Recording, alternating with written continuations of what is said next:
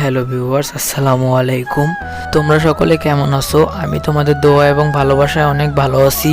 আজকের ব্লগটা কি নিয়ে হইতে চলতেছে এটা তো তোমরা টাইটেল এবং থাম্বনেল দেখে সবাই বুঝে গেছো। আমি আবারও বলি, আজকে আমরা যাইতেছি একটা সাইকেল কিনতে। ওই সাইকেলটা কিনবে সিয়াম, এই জন্য সাইকেল কিনতে আমিও যাইতেছি সিয়ামদের সাথে। সকাল সকাল বের হয়েছি, এখন সিয়াম বলতেছে যে বড়ই খাবি, আমি বলতেছি যে হ খাবো। এই জন্য আমরা এখন আসছি বড়ই পারতে। তো গাইস, আমাদের এখানে বড়ই পাড়া শেষ, এখন আমরা আসছি ধুইতে। তো গাইস, এর মধ্যে সিএম বড়ইটির উপস্থাপন করতেছি ক্যামেরার সামনে। তো গাইস, আমরা প্রায় 10 থেকে 15টার মতো বড়ই পারছি। তো গাইস, আমরা বড়ই খাইতে খাইতে আমাদের গাড়িও চলে এসেছে এবং আমরা এখন যাইতেছি গাড়ির কাছে। তো গাইস, আমরা কথা বলতে বলতে কাঠালিয়া বাজার চলে এসেছি। আমরা যেহেতু সাইকেল ভান্ডারিয়া থেকে কিনবো, এই জন্য আমরা এখন ভান্ডারিয়ার দিকে যাইতেছি।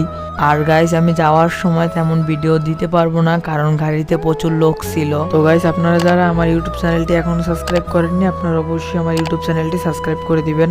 আর তোমরা যারা ফেসবুক পেজ এবং টিকটক থেকে দেখতেছো, তোমরা ফলো করে দিবা। তো গাইস, অবশেষে আমরা ভান্ডারিয়া বাজার চলে আসলাম। তো গাইস, আমরা এখন সাইকেলের দোকানের সামনে এসে পড়েছি। আর দোকানে লোক ছিল না, এই জন্য আমরা এখন বসে রয়েছি সামনে। তো গাইস, সাইকেল টাইকেল দেখার পরে আমরা সিয়ামের কাছে গেলাম। দেখেন সিয়াম কি বলে।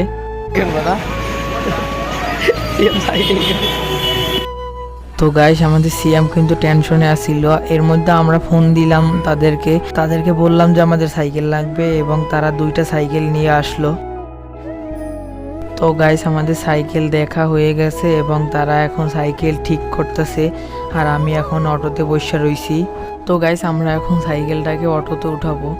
দেখেন সিএম অটোতে সাইকেল নিয়ে উঠা বসে রইছে।